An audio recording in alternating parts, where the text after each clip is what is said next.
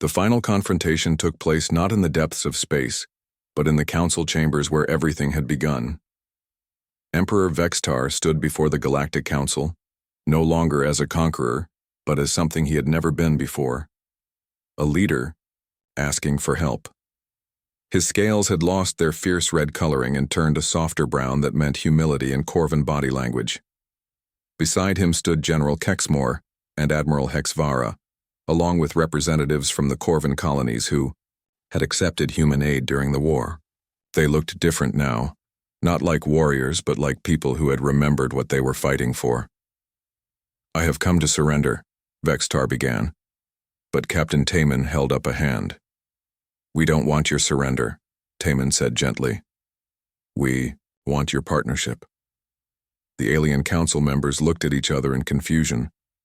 The Vellani ambassador leaned forward, her purple skin flickering with uncertainty. "Partnership?" she asked. "But they attacked us. They tried to conquer the galaxy."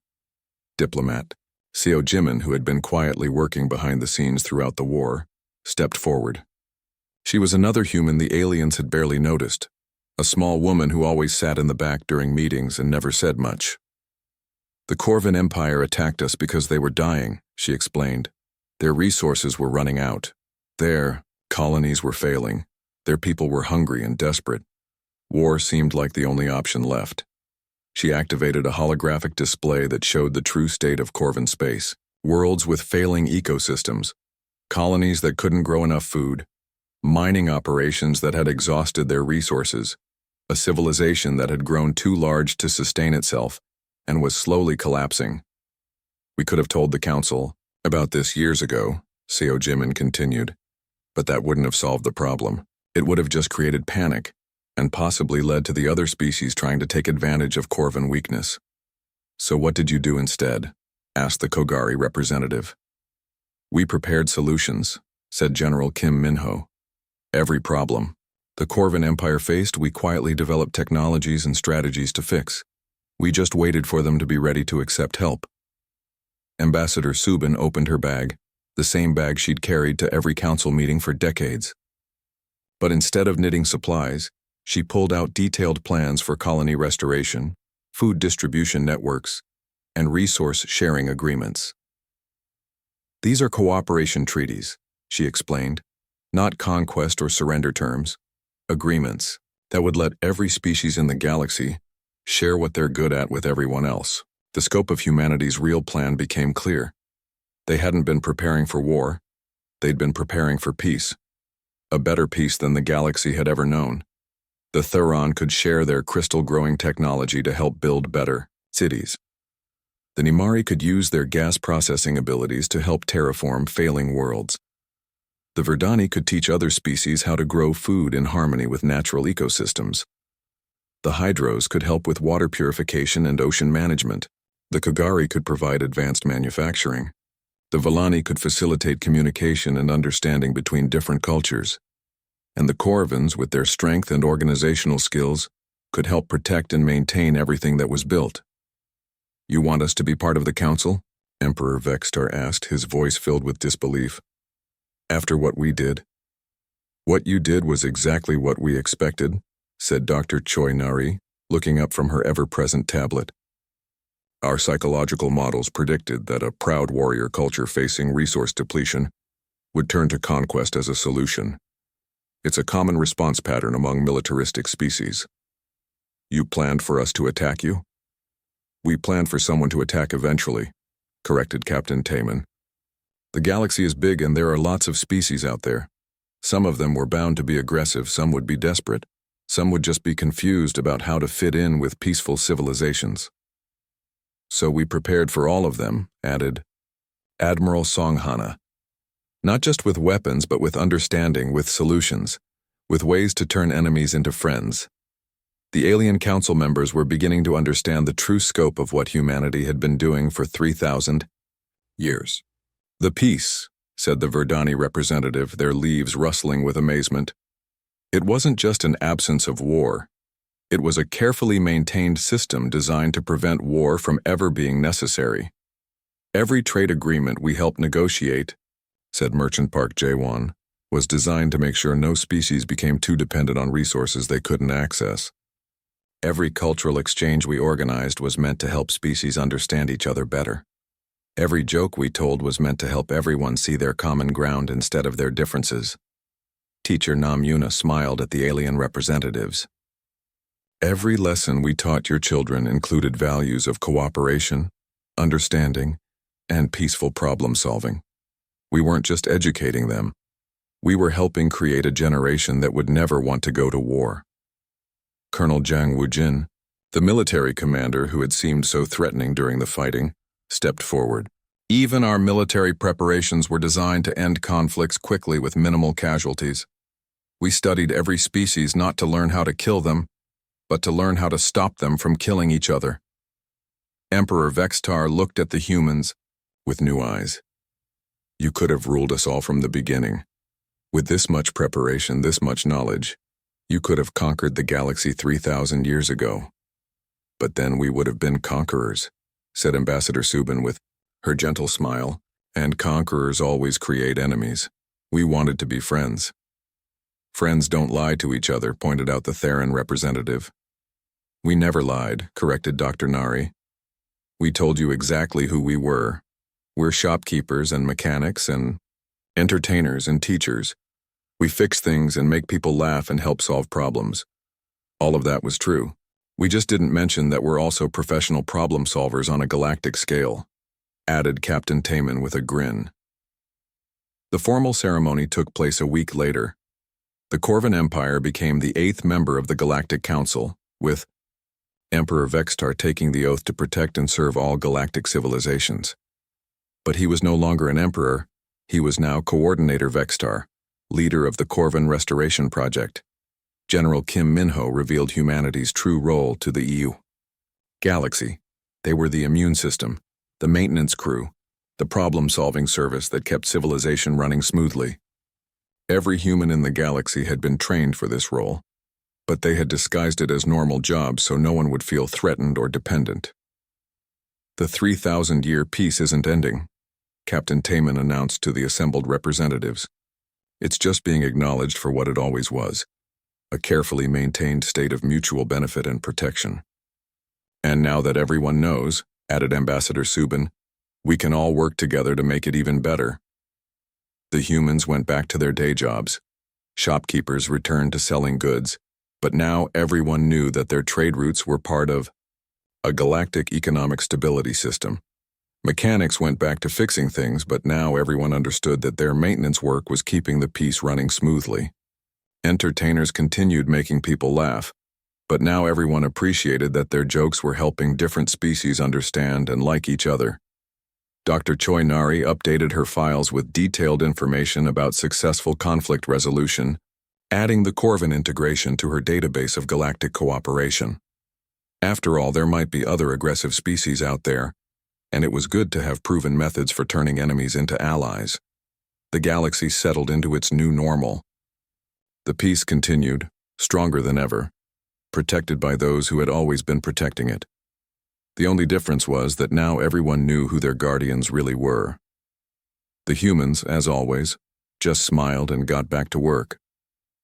Because there was always more work to do, more problems to solve, more friends to make, and more peace to maintain.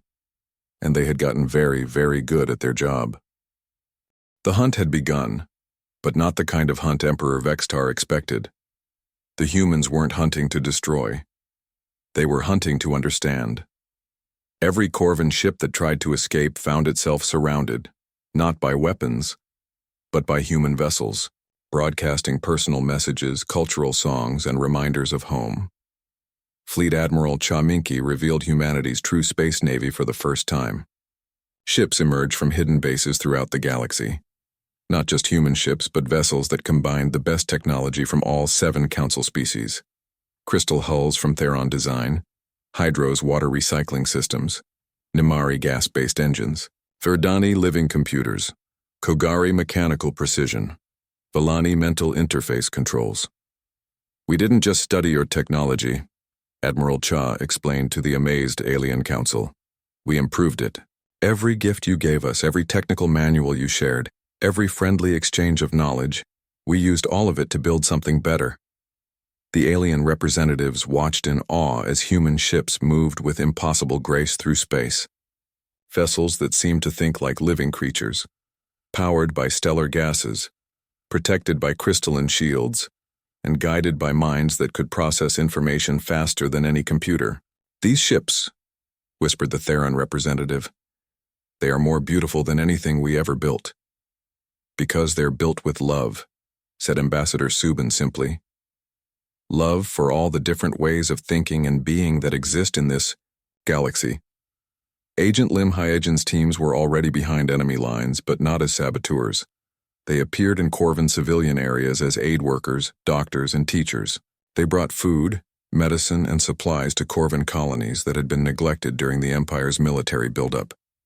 "Your people are hungry," Agent Lim told Emperor Vextar during a direct communication.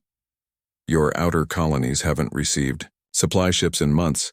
Your children are sick because all your resources went to building warships instead of hospitals." She was right. The Corvin Empire had spent everything on their military expansion. Their people were suffering while their leaders dreamed of conquest. "We can help," Agent Lim continued. "Not as conquerors, but as friends. Let us bring food to your hungry worlds. Let us share medical knowledge to heal your sick. Let us show you a different way to be strong." Specialist Quan Taehyung's cyber warfare had evolved into something unprecedented. Instead of attacking Corvin systems, human hackers were fixing them. Broken life support systems on Corvin ships suddenly started working better. Communication. Arrays that had been malfunctioning for years began operating perfectly. Computer viruses that had plagued the Empire for decades were quietly eliminated. "We're not attacking your infrastructure," Quan explained. "We're repairing it, maintaining it, making it better." The psychological impact was enormous. Corvin soldiers and civilians began to wonder if humans could sabotage their systems, but chose to fix them instead. What did that say about human intentions? The turning point came when a Corvin transport ship carrying civilian refugees suffered a catastrophic engine failure near the edge of human space. The ship was falling toward a star with no way to escape. Human rescue ships arrived. Within minutes. "This is Captain Park Soon-ho of the Human Rescue Corps," came the transmission. "We're here to help. Prepare to be boarded by our engineering teams." "We are your enemies," replied the Corvin captain, his voice full of confusion and shame. "Your people in danger," Captain Park corrected. "That's all we need to know." The rescue was broadcast throughout the galaxy. Human engineers worked alongside Corvin crew members to repair the failing engines. Human doctors treated injured Corvin civilians. Human teachers entertained frightened Corvin children with stories and games. Emperor Vextar watched the broadcast. From his flagship, his four hands clenched into fists. "This is a trick," he told his generals. "They're trying to make us weak with false kindness." But General Kexmore, his oldest friend and most trusted advisor, was watching the faces of the Corvin children as human teachers made them laugh and forget their fear. "My lord," Kexmore said quietly, "what if it's not false?" The Empire's military leaders were beginning to question the war. Reports came in from every front. Humans who could have killed chose to capture instead. Civilians who could have been enslaved were being fed and healed. Planets that could have been destroyed were being protected. "They're not fighting like conquerors," reported Admiral Hexvara from the Third Fleet. "They're fighting like guardians." The final revelation came when Dr. Choi Nari released her complete files on Corvin society. Not just military intelligence, but 3,000 years of cultural study, historical analysis, and anthropological research. "The Corvin Empire is dying," she announced in a broadcast that reached every ship and planet in both territories. Not because of any external threat, but because their culture has forgotten what it was originally built to protect. Her research showed the truth. The ancient Corvin civilization had been explorers and protectors, not conquerors. Their military traditions were originally designed to defend their colonies from space pirates and natural disasters. The current empire was a corruption of everything the Corvan people had once valued. "Your ancestors would be proud of your strength," Dr. Nari said, speaking directly to Emperor Vextar. "But they would be heartbroken by how you're using it." She showed historical records that humans had somehow preserved better than the Corvins themselves. Stories of ancient Corvin heroes who used their forearms to build homes, not destroy them. Leaders who measured strength by how many people they could feed, not how many they could defeat. The Emperor's own family history was there, documented in loving detail. His great-grandmother, who had been a colony builder. His grandfather, who had designed hospitals. His father, who had wanted to be a teacher before the Empire's military culture forced him to become a soldier. "This is who you really are," Dr. Nari said gently. "Not the empire you've built, but the people you've always been underneath." Throughout the Corvin fleet, soldiers began laying down their weapons, not in defeat, but in recognition. Recognition that they were fighting for something that betrayed everything their ancestors had believed in. Emperor Vextar stood alone on his bridge, surrounded by displays showing his empire crumbling. Not from human attacks, but from humans showing his people a mirror that reflected their true selves. "What do you want?" he finally asked, his voice barely a whisper. Captain Taman's image appeared on the main screen, still wearing that same friendly smile that had fooled the galaxy for 3,000 years. "What we've always wanted," Taman said. "For everyone, to be safe, happy, and free to become the best version of themselves. But you could destroy us, you could rule us." "We could," Taman agreed. "But that's not strength. That's just fear, wearing a crown." He leaned forward, and for the first time the Emperor saw something in the human's eyes that he recognized. Not the look of a conqueror or a judge, but the look of someone who understood what it felt like to be lost and afraid and angry at the universe. "Real strength," Taman said, "is helping others find their own." The war was ending, but not with surrender or defeat. It was ending with something much more powerful, the offer of redemption. Emperor Vextar was a warrior. He had conquered dozens of worlds and crushed countless enemies. He did not surrender easily. "If we cannot win with honor," he declared to his remaining fleet, "then we will make them pay in blood. Target their civilian populations, kill enough of them, and they will beg for mercy." The Corvin fleet changed tactics. Instead of attacking military targets, they went after cities, colonies, and space stations where normal people lived and worked.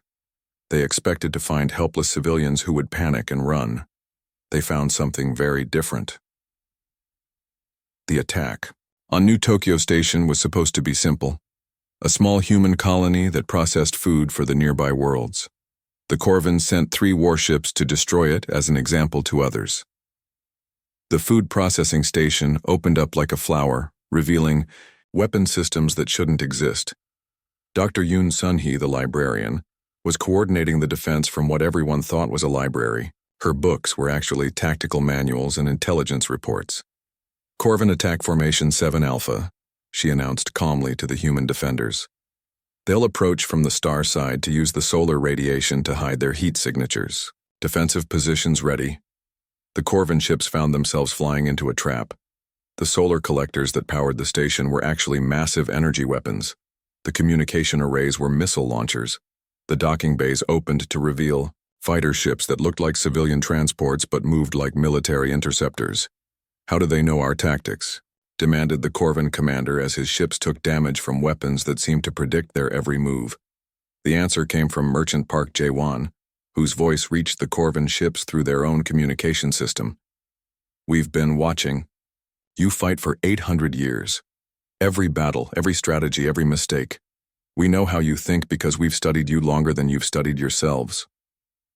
The 3 Corvin warships that attacked New Tokyo Station were captured, not destroyed. Human boarding parties wearing armor that looked like maintenance suits stormed the vessels with weapons that seemed designed specifically to fight Corvins. "Stun weapons calibrated for Corvin nervous systems," explained the boarding team leader. "Sleep gas that works on your biology. Restraints designed for 4-armed species. We know exactly how to fight you without killing you." This pattern repeated across the galaxy. Every human colony that looked defenseless turned out to be a fortress. Every civilian who seemed helpless was actually a trained defender. "Teacher," Namuna's school on Harmony World became a command center when Corvan troops landed, expecting to find frightened children and their teachers. Instead, they found that every student was actually a young adult human who had been training for combat their entire lives. Physical education wasn't just for health, Namuna explained, as her students disarmed Corvan soldiers with techniques that seemed designed specifically for fighting larger, stronger opponents. We've been teaching martial arts that work against every known alien species. The alien representatives watched these events from the council chamber with growing amazement and worry. "Your children are soldiers?" asked the Verdani, their leaves rustling with concern. "Our children are protectors," corrected Captain Taman. "Every human child learns how to defend themselves and others. We call it education, but it's really training." "Training for what?" demanded the Theron. "For this," said General Kim Minho, gesturing at the displays showing human colonies defending themselves with impossible skill. "For the day when someone would try to hurt the people we care about." The psychological warfare began in earnest. Humans started broadcasting to Corvan ships in perfect Corvan language, but not just the common tongue. They spoke in regional dialects, ancient ceremonial forms, and even family-specific speech patterns that should have been impossible for outsiders to know. Agent Lim Hyejin appeared on Corvan military channels, speaking in the dialect of the Emperor's home province, using phrases that only someone from his childhood neighborhood would know. "Your mother would be ashamed," she said in words that hit the Emperor harder than any weapon. "She raised you to protect the weak, not to prey on them." "How do you know about my mother?" Vextar whispered, his scales turning pale. "We know about everyone's mothers," Agent Lim replied gently. "We've been studying your people for centuries. We know your history, your culture, your families. We know that most Corvans are good people who just want to live in peace." Specialist.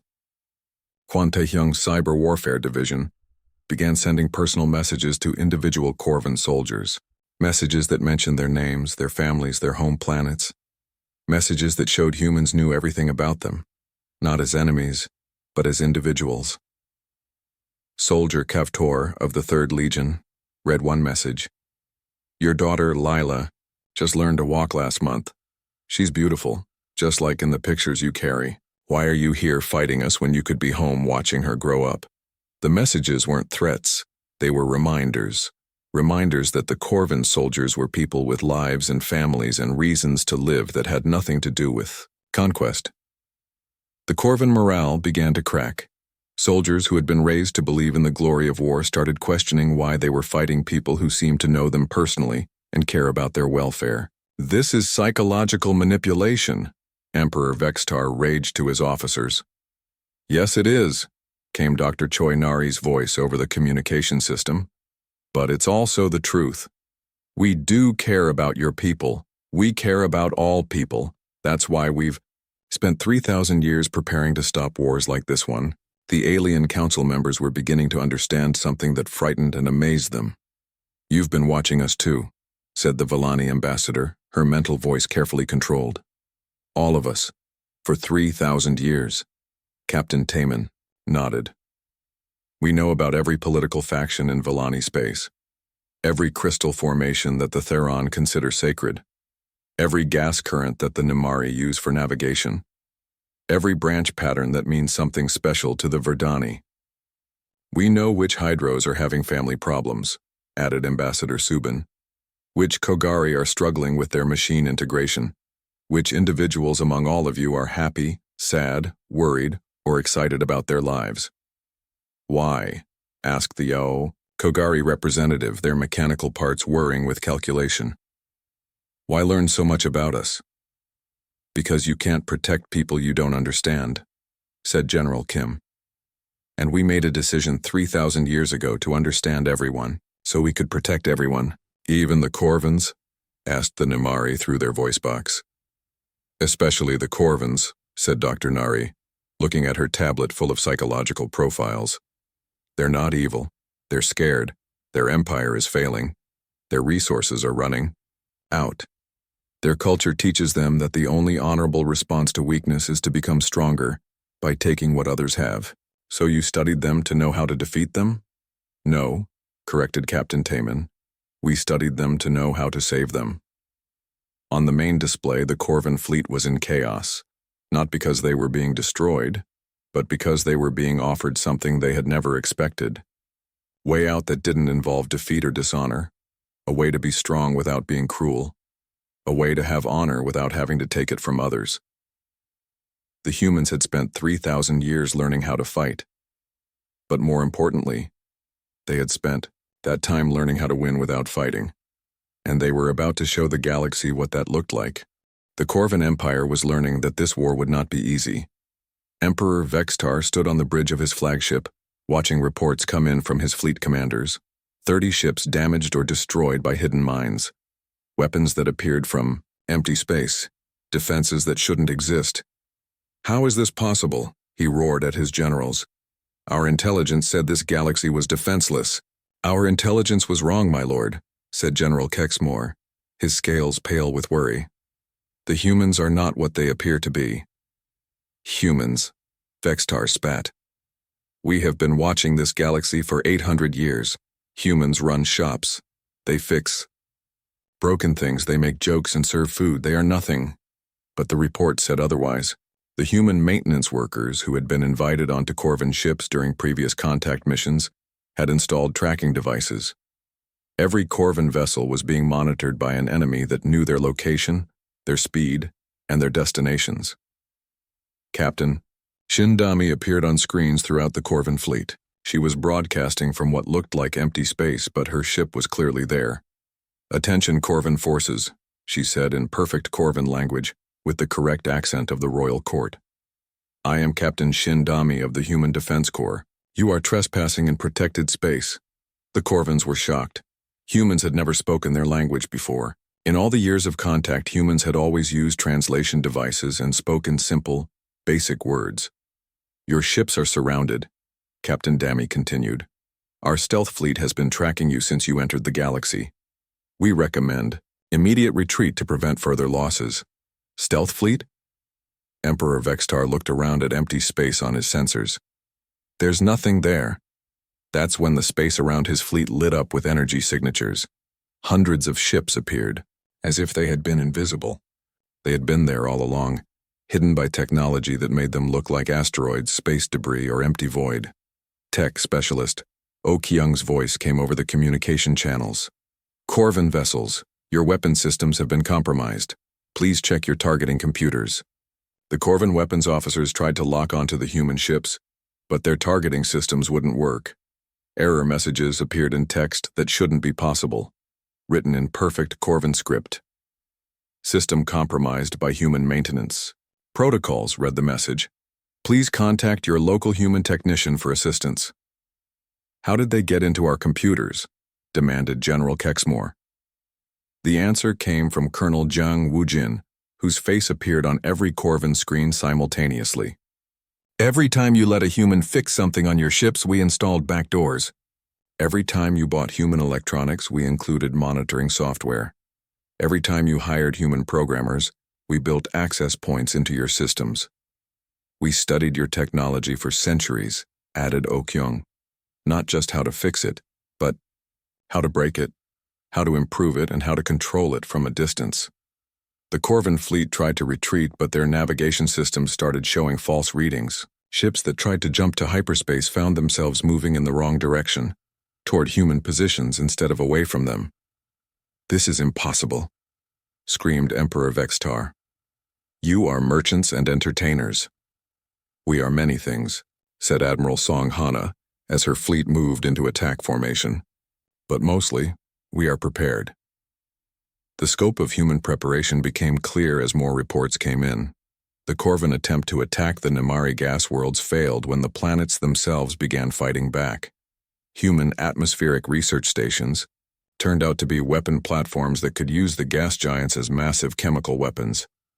The Verdani forest worlds, which looked defenseless, suddenly sprouted weapon systems that grew from the trees themselves. Human botanists had spent centuries teaching the plant people how to modify their living ships and cities for combat. The crystal cities of the Theron had been rebuilt with human help after the first attack. but the repairs included hidden defense systems made from crystalline technology combined with human weapons design. Beautiful art pieces suddenly transformed into shield generators and energy cannons. "Every time we helped you build something," explained engineer Beijun, "we made sure it could be turned into a defense system if needed. Every bridge we constructed has hidden weapons. Every building we helped design can become a fortress." The aliens began to understand the real truth. For 3,000 years, humans hadn't just been living among them, they had been preparing them for war without anyone knowing it. Dr. Yoon Sun-hee, who everyone knew as a quiet librarian, revealed that every human library in the galaxy was actually an intelligence center. "We've been collecting information about every species, every culture, every possible threat," she said, including detailed studies of Corvan military tactics, social structure, and psychological weaknesses. Merchant Park Jaewon, whose trade routes connected the galaxy, showed that his cargo ships were actually disguised military transports. "We've been moving weapons and supplies to strategic locations for centuries," he explained. "Every trade route is a supply line. Every warehouse is an armory." Teacher Nam Yuna's cultural exchange programs had done more than just teach alien children about human customs. "We were learning how each species thinks, how they react to stress, how they make decisions under pressure," she admitted. "And we were teaching humans to understand alien psychology so we could better protect them." The Corvans attempted their largest attack yet, targeting the Hydros ocean worlds with acid weapons designed to poison the water. They discovered that human marine biologists had spent centuries creating partnerships with the sea life. The oceans themselves fought back, with creatures that had been modified to defend their homes. Whales the size of starships emerged from the deepest waters, carrying human weapons systems integrated into their biology. Sea forests that looked like plants turned out to be living sensor networks that could detect and destroy incoming threats. "We didn't just study your worlds," General Kim Minho explained to the amazed Alien Council. "We became part of them. We made ourselves essential to every ecosystem, every society, every aspect of galactic life." The Corvan Empire was being defeated, not by superior firepower, but by 3,000 years of careful planning and preparation. Every human smile, every helpful gesture, every friendly conversation had been part of a vast strategy to protect the galaxy from exactly this kind of threat. Emperor Vextar's flagship was surrounded by human vessels that had appeared from what his sensors still insisted was empty space. His weapons wouldn't fire. His shields were failing due to maintenance errors that were clearly sabotage. His navigation system was showing him poems written in ancient Corvan dialects that only scholars should know. "Surrender now," came Captain Taman's voice, still friendly and polite. "We really don't want to hurt anyone. We've spent 3,000 years learning how to protect life, not destroy it." "But if you keep threatening our neighbors," added Admiral Song, "we'll show you what humans are really capable of when someone makes us angry." The Corvan Emperor looked around at his disabled fleet, his compromised systems, and his complete tactical disadvantage. For the first time in his life, he felt something he had never experienced before: fear. The Corvan fleet moved fast. Their first target was a mining colony on the edge of Theron space. The aliens watched on their screens as the dark ships surrounded the crystal cities that floated in space around a small star. "They're not even talking," whispered the Theron representative. "They're just attacking." The crystal cities tried to defend themselves, but their tools were for building, not fighting. Beautiful light bridges that connected the cities shattered under Corvan weapons. The mining platforms that had worked for centuries to gather rare metals were destroyed in minutes. The Villani tried to reach out with their minds to the Corvans, hoping to make them understand that war was not needed. But the Corvan minds were too different, too alien. The mental touch that worked on all other species just bounced off like water hitting stone. "We need help," said the Villani ambassador, panic making her purple skin flash bright colors. "Our defenses are nothing. Our ships are explorers, not fighters," the other species agreed. The Namari had science vessels that studied gas clouds. The Hydros had ships that moved slowly through deep space like whales swimming through an ocean. The Verdani grew their ships from trees, beautiful living vessels that were meant to carry. Seeds to new worlds. None of them were built for war. What can we do? Asked the Kogari. Our calculations show complete defeat within 2 standard months. That's when General Kim Minho stood up. Computer, he said to the council chamber's main system, activate Network 77 Alpha. The aliens had never heard of Network 77 Alpha. The room filled with new displays. Star charts appeared showing not just the 7 Council UA worlds but thousands of locations throughout the galaxy. Each one was marked with symbols the aliens didn't recognize. What is this? Asked the Theron. Our actual communication system, said Ambassador Subin, still smiling that gentle smile, the one we use for real business. On the displays, green lights started appearing, thousands of them scattered across every sector of the galaxy. Each light represented a human facility that was coming online for the first time in 3,000 years. Admiral Song Hana's face appeared on the main screen. The aliens knew her as the friendly woman who ran tourist flights to see nebulas and star formations. She was calling from what they thought was her small passenger ship. Admiral Song reporting for duty, General Kim, she said. Behind her, the aliens could see what was definitely not a tourist vessel. The bridge was full of weapons controls and military equipment. Admiral? Asked the Nimari. But you give tours to families. That was my cover job, Admiral Song said with a grin. My real job is commanding the 3rd Deep Space Fleet. Has been for the last 40 years. More faces appeared on other screens. Engineer Bei Jun, who everyone knew as the friendly man who collected old spaceship parts from junkyards. His facility wasn't a junkyard at all. It was a massive weapons research center built inside a hollowed-out asteroid. Commander Yu Jiho ran what the aliens thought were mining operations in empty space. The mining platforms were actually military bases, hidden in asteroid fields and behind the atmospheres of gas giants. I don't understand, said the Verdani, their leaves shaking with confusion. You've been lying to us for 3,000 years. Dr. Choi Nari looked up from her tablet. Not lying. We really do run shops and fix things and tell jokes. We just also do other things when we're not doing that. Like what other things? Demanded the Theron. Captain Taman walked over to one of the displays. It showed the Corvin fleet, but now there were details about each ship that shouldn't have been possible to know. Like watching, he said. We've been watching everyone and everything in this galaxy for 3,000 years. Every new species that shows up, every political change, every technological development, we study it all. The research I've been doing on all your species, Dr. Nari added, that wasn't just curiosity. We needed to know how to protect you if something like this ever happened. Engineer Bei's voice came from his screen. The junk I've been collecting includes pieces from every known ship design in the galaxy. We've reverse-engineered all of it, then improved it. Our weapons aren't just human weapons, they're the best parts of everyone's weapons put together. The Corvin fleet had reached the Theron mining colony. The aliens watched in horror as the beautiful crystal cities were shattered by enemy fire. But then something strange happened. Explosions began appearing around the Corvin ships. But there was nothing there. Just empty space. What's happening? Asked the Hydros. Commander Jiho's face appeared on screen. Defensive mines, he said casually. We've been placing them around important locations for about 2,000 years. They're designed to look like space debris until activated.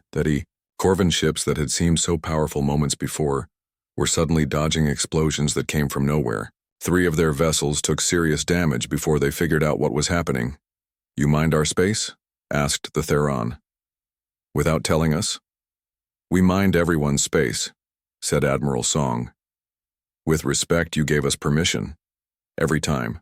You asked us to clean up space debris or help with maintenance when we were actually installing defenses. The aliens stared at the humans with new eyes. These simple, friendly people who fixed their machines and made them laugh had been preparing for war while everyone else celebrated peace. The entertainment programs we run, added Ambassador Subin, they're not just for fun. They're intelligence gathering. Every joke that makes you laugh tells us something about how your minds work. Every song we sing teaches us about your culture. Every story we tell shows us your fears and hopes. Our maintenance crews don't just fix things, said General Minho. They also install backdoors and monitoring systems. We know everything about everyone's technology because we're the ones who keep it running. The Corvan Emperor's face appeared on the main screen again. This time he looked angry instead of confident. "What is this trickery?" he demanded. "Our sensors show empty space, but our ships are under attack." Captain Taman walked over to the communication panel. "Emperor Vextar," he said in a friendly voice. "This is Captain Lee Taman of the Galactic Council. I'm human." "Human?" The Emperor's red eyes narrowed. "You are the weak species, the servants and entertainers." "That's what everyone thinks," Taman agreed. "It's very convenient for us." Behind the Emperor, alarms were going off on Corvan ships as more hidden mines activated. "You see," Taman continued, "while you were building your empire and planning your invasion, we were doing something different. We were making friends, learning about them, finding out what makes them happy, what scares them, what they need. And then," added Dr. Nari, "we made ourselves essential to their happiness and safety. We became the people they trusted to fix their problems and make their lives better." "But trust," said General Minho, "is a weapon, and we've been sharpening it for 3,000 years. The Corvan Emperor cut off the communication, but not before the aliens could see panic in his glowing eyes. His unstoppable fleet was being stopped by weapons that shouldn't exist, installed by people who were supposed to be harmless. "This is just the beginning," Admiral Song said from her command ship. "We've been preparing for this day since we joined the Galactic Council. Every human in the galaxy has been training for this moment while pretending to live normal lives." The alien representatives looked at each other, then back at the humans who suddenly seemed like completely different people. "Who are you really?" whispered the Villani ambassador. Captain Taman's smile was the same friendly expression they'd seen for years, but now it carried a different meaning. "We're your neighbors," he said simply. "And nobody threatens our neighbors while we're around." The galaxy was quiet. It had been quiet for 3,000 years. Captain Lee Taman sat in his chair at the Galactic Council meeting, watching the other representatives argue about trade routes. The Villani ambassador's purple skin glowed as she spoke with her mind directly to the others. The crystal-like Theron made musical sounds that meant, "We disagree." The gas cloud Nimari floated in their containment suit, speaking through a voice box. Taman smiled and said nothing. Humans always said nothing at these meetings. "The mining rights to Sector 7 should go to whoever can use them best," said the Kogari representative, half machine and half flesh. "Logic demands this." The plant-like Verdani rustled their leaves. "All life deserves equal access to resources," they said in their slow, deep voice. From the water tank, the Hydro's delegate bubbled agreement or disagreement. Taman had learned their language years ago, but he pretended not to understand. It was easier that way. "What do the humans think?" asked the Villani ambassador, her mental voice touching everyone's mind except Taman's. Humans were the only species. The Villani could not read. Taman shrugged. "Whatever you all decide is fine, we're just happy to be here." The other representatives smiled or made their species' version of smiling. Humans were so simple, so peaceful. They ran small shops, fixed things that broke, and told jokes that somehow made everyone laugh even across different species. They were like the galaxy's pet dogs, friendly, harmless, and useful for simple tasks. Ambassador Park Subin sat next to Taman. She was Earth's chief diplomat, a small woman who always smiled. She spent most meetings knitting or reading books on her tablet. The aliens thought this was charming. Humans were so relaxed, so innocent. General Kim Minho commanded the Galactic Peacekeeping Forces. His job was mostly ceremonial. The galaxy had not seen war in 3,000 years. His forces were really just police who helped with accidents and natural disasters. At least, that's what everyone believed. Dr. Choi Nari studied alien species. She was friendly and curious, always asking questions about biology and culture. The aliens loved talking to her because she seemed so interested in learning. They told her everything about their worlds, their weaknesses, their fears. She wrote it all down in her research files. The meeting continued for hours. The Theron wanted to build more crystal cities. The Nimari needed new gas collection rights. The Verdani spoke about growing food forests on empty planets. Everyone had plans and projects and dreams. The humans just smiled and agreed to help however they could. Then the alarms started. Red lights flashed throughout the council chamber. The great display screen activated, showing space near the galaxy's edge. Ships appeared, huge, dark vessels that looked like weapons with engines attached. Unknown fleet approaching, announced the computer. Configuration unknown.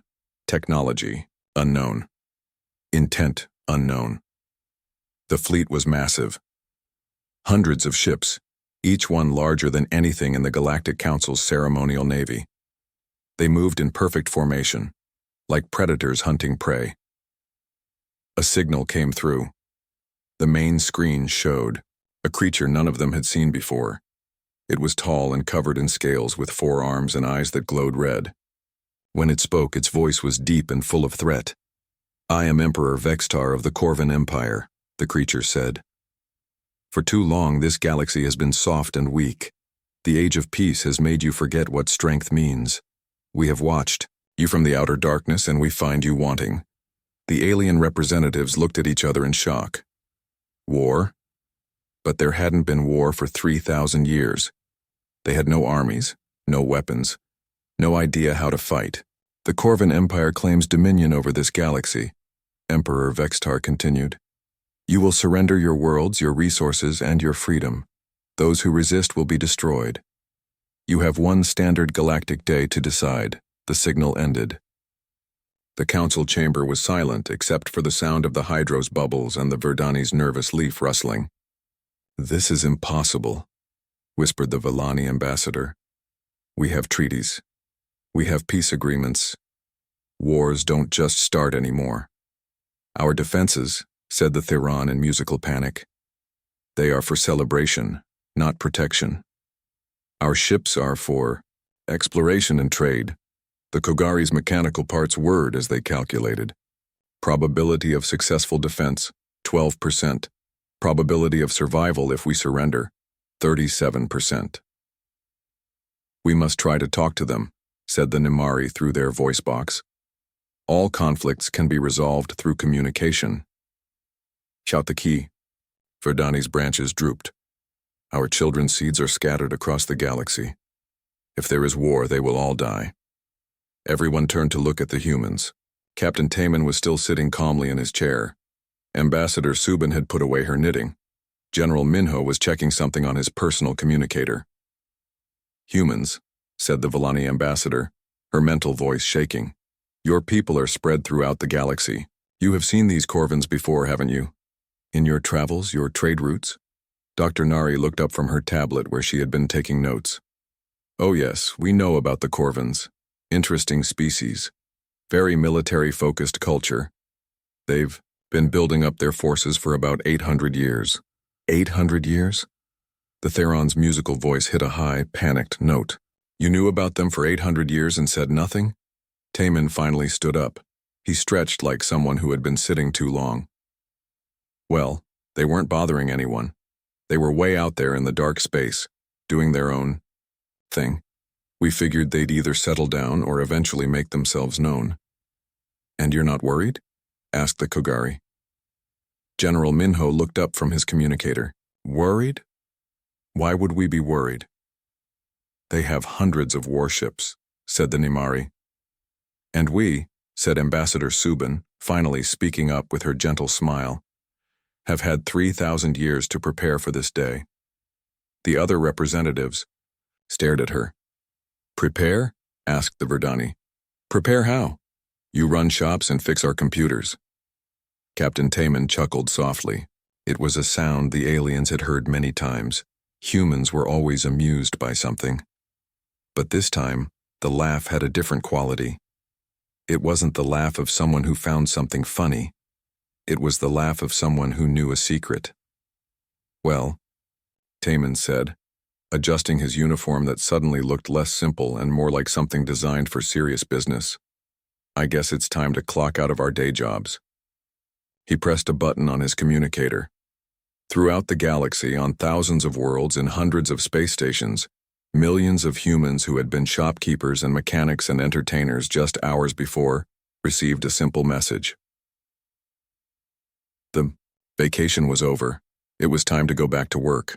The real work. The work they had been preparing to do for 3,000 years.